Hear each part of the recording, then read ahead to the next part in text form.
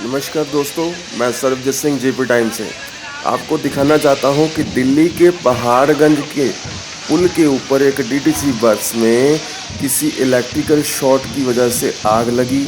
लेकिन आग इतनी भयानक हो गई कि उस आग ने पूरी बस को जला के राख कर दिया और आग की लपटें कम नहीं हो रही थी।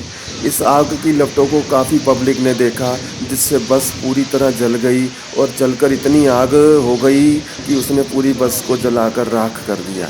यह पहाड़गंज पुल के ऊपर का हादसा हुआ है, जिसमें डीटीसी बस के अंदर आग की लपटें इतनी ज़्यादा लगी कि पूरी बस को जला के उस आग की लपटों ने राख कर दिया। ऐसे हादसे पहले भी कभी हुए हैं, लेकिन ये हादसा देखने वाला था।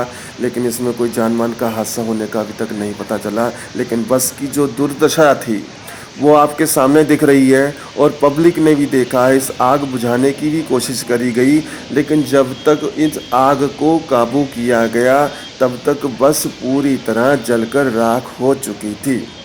ऐसा हादसा दोबारा ना हो, लेकिन ये जो हादसा हुआ बहुत खतरनाक था और देखने वाला था। और पहाड़गंज के आसपास पब्लिक की पूरी भीड़ देखने वाली थी, जो इस जानलेवा हादसे को, इस बस में लगी आग की लपटों को देख रही थी। और पुलिस और फायर ब्रिगेड की सब गाड़ियां आई हुई थी। जब तक उस बस पर जलती हुई आग के लपटों को काबू पाया गया, तब तक वो पूरी बस जल चुकी थी।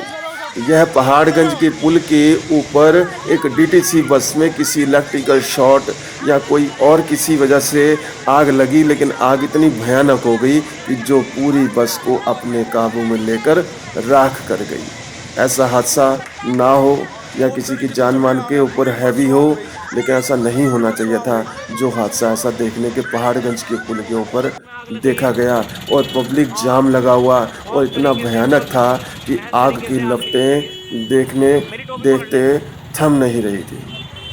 यह रिपोर्ट आपको दिखाई है कि एक जानलेवा हादसे से कैसे किसी की ज़िंदगी जा सकती है।